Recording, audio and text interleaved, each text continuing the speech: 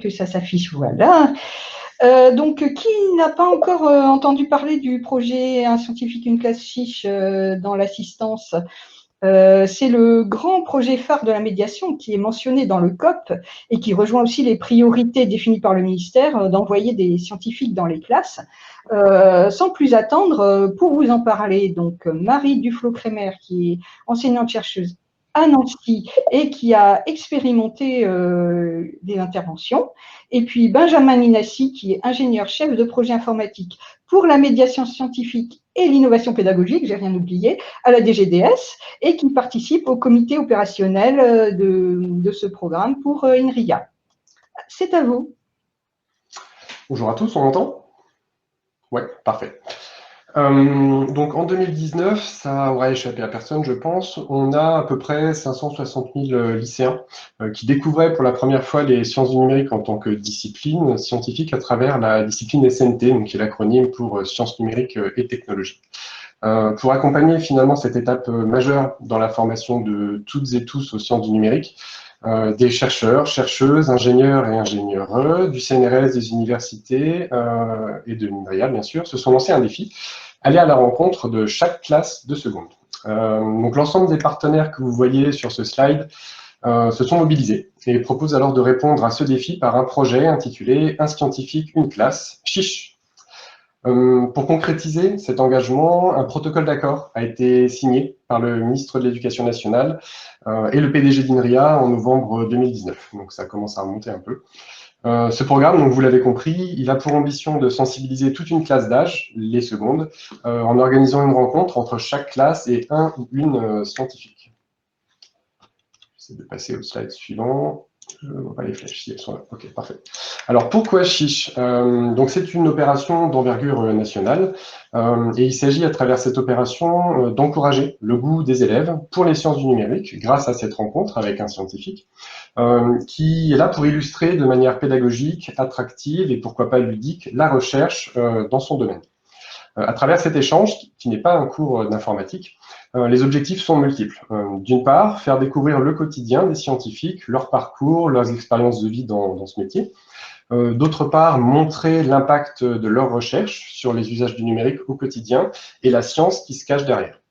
Il s'agit aussi de donner aux élèves quelques clés de compréhension sur l'évolution du monde numérique dans lequel ils vivent. Il s'agit également d'encourager des vocations, notamment à travers le choix de l'option NSI à faire entre la seconde et la première. Ces interventions ont également comme objectif prioritaire de déconstruire les stéréotypes, et notamment celui du genre, on en a déjà parlé tout à l'heure, qui provoque actuellement un fort déséquilibre dans les filières du numérique, et ce, dès le choix de l'option NSI en première. C'est aussi une occasion de plus, finalement, de renforcer l'action de médiation scientifique de nos établissements de recherche et de potentiellement nouer des liens durables avec des établissements scolaires. Les zones les moins favorisées et les plus rurales sont l'objet d'une attention particulière afin de vraiment atteindre tous les élèves d'un même niveau scolaire sur l'ensemble du territoire. Voilà pour le cadre un peu général du projet. Mais dis-moi Marie, mais en vrai, ça se passe comment une intervention chiche ? Alors bonjour, moi j'ai eu la chance de faire partie des premiers qui inauguraient les interventions chiches. Donc j'ai fait 2 interventions, une sur place dans un lycée et une à distance quand on était un peu plus confinés. Donc en gros, comment ça s'est passé pour moi? J'étais devant une classe de SNT à 30 élèves dans un lycée tout à fait classique parce que chez eux, les heures de SNT ne sont pas dédoublées. Et puis, j'ai commencé par me présenter, donc dire qui j'étais, dire pourquoi j'étais là, et dire que je faisais de l'informatique parce que j'aimais ça. Alors, quand on parlait tout à l'heure de déconstruction des stéréotypes, c'est plus facile pour moi parce que je suis une femme et que j'aime l'informatique de montrer qu'il y a des femmes qui aiment l'informatique. Mais voilà, je pouvais parler d'informatique et montrer aussi que je suis un être humain à peu près normal, qui a une vie de famille, qui aime bien des trucs aussi en dehors de l'informatique, et ça, c'est important. J'ai eu l'occasion aussi de parler de science. Donc, j'ai parlé de vérification de systèmes distribués. Et aussi, il y a un truc qui est important, c'est de soigner l'interactivité, et donc en particulier de faire des activités avec eux. Donc, ils se sont retrouvés les nœuds de calcul d'un algorithme distribué pour compter le nombre d'élèves qui étaient dans la classe. C'était assez rigolo. Si on met de côté l'ego de certains élèves qui allaient à l'encontre de l'objectif final de l'algorithme, mais sinon, c'était rigolo. C'était une classe vivante. Il faut savoir que dans les classes, il y a les enseignants qui restent là et la partie cadrer les élèves, c'est pas notre boulot. Mais j'ai pu parler de choses assez avancées. J'ai eu des questions, alors des questions un peu plus triviales du genre est-ce que si on est enseignant et chercheur en même temps, on a 2 salaires? Pas tout à fait. Quels sont nos outils principaux de travail? Donc, ils s'attendaient à ce que je dise l'ordinateur, mais quand j'ai répondu stylo et tableau blanc, ça les a un peu déstabilisés. Mais j'ai eu aussi des questions plus techniques que je m'attendais pas. Enfin, personne n'avait eu un casting de les meilleurs élèves du lycée pour venir répondre à mes questions. Mais on m'a demandé, par exemple, pourquoi c'était difficile de vérifier un système distribué et comment on faisait pour vérifier tous les cas en même temps. Ce que je trouve être une question pertinente. Un étudiant de M2 me poserait une question de ce genre-là. Sans avoir eu le cours avant, je trouverais que c'est déjà pas mal. Donc au final, j'ai vraiment aimé. Moi, c'est un truc que j'aime bien faire. J'ai pu faire ce que j'aimais, c'est-à-dire un peu d'informatique sans ordinateur qui permet de faire des activités assez interactives avec les élèves, d'échanger. Et c'est clair que si c'était à refaire, je le referais sans aucun problème.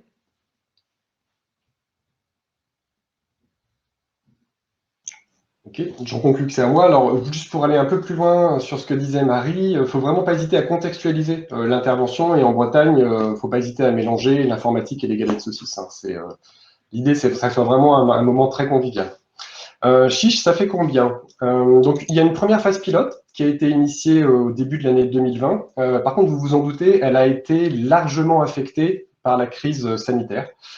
D'une part, les établissements scolaires ont eu d'autres urgences à traiter que d'accueillir des scientifiques, et d'autre part, les déplacements en classe ont été la plupart du temps impossibles. Néanmoins, ce pilote a quand même à son actif plus d'une trentaine d'interventions dans 9 académies, dont certaines ont été réalisées à distance dans le cadre de la crise. Une plateforme logicielle a été développée pour permettre le suivi du projet. Elle va évoluer avec lui en mode agile incrémental. Elle permet actuellement notamment l'évaluation en continu du dispositif par une série de questionnaires en ligne remplissables sur smartphone, sur mobile, sur terminal, qui vont être dédiés à la fois aux élèves, mais aussi aux scientifiques et au personnel enseignant qui accueille l'intervention. Donc, à travers ces questionnaires, on a une première évaluation, on va dire, du dispositif pendant cette phase pilote. J'ai affiché quelques-uns des résultats ici. Ça nous donne déjà quelques petites indications. Donc, on a un très beau taux de satisfaction globale avec plus de 95% des élèves qui sont satisfaits, voire très satisfaits. On a une évolution positive de la perception des sciences du numérique pour plus de 70% d'entre eux suite aux interventions. L'envie d'en savoir plus sur les métiers du numérique pour plus de 60% d'entre eux. Et enfin, on a à peu près un tiers d'entre eux qui envisagent sérieusement une orientation vers un métier du numérique suite aux interventions qui ont eu lieu. Je n'ai pas affiché tous les résultats, mais les taux de satisfaction sont similaires côté scientifique, avec plus de 90% de satisfaction.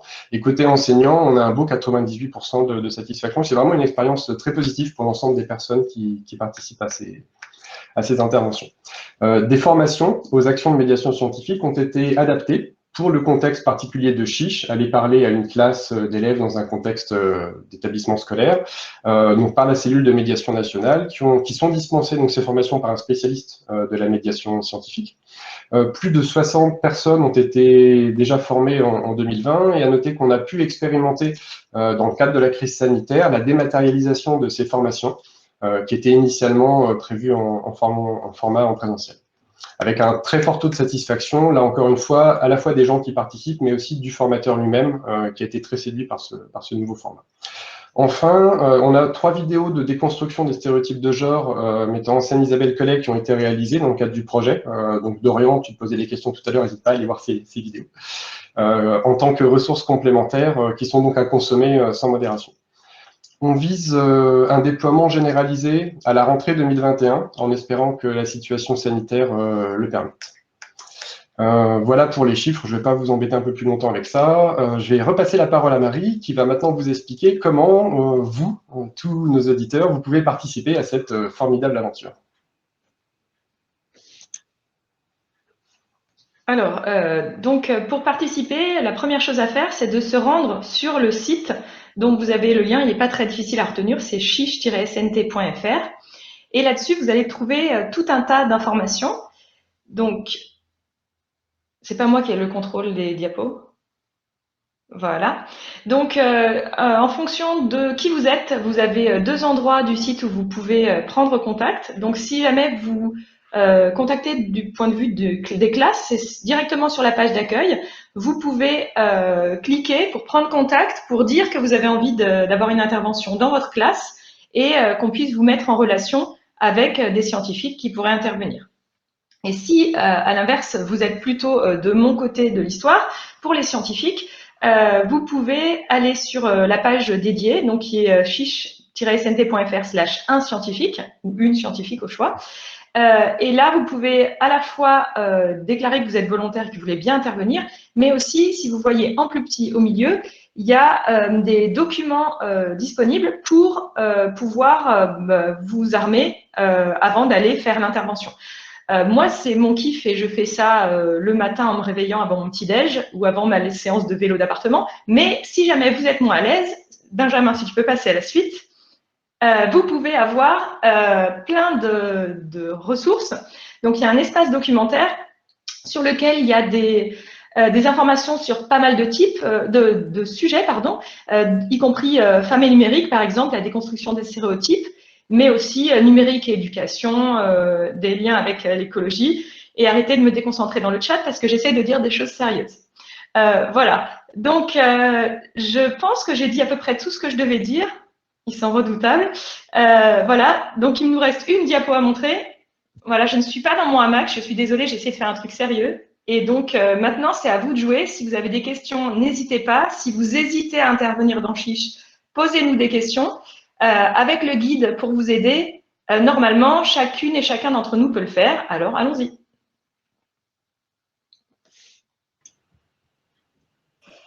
Merci Benjamin, merci Marie. Ça a l'air d'avoir été très très clair parce qu'on a eu une question, donc où peut-on voir les vidéos?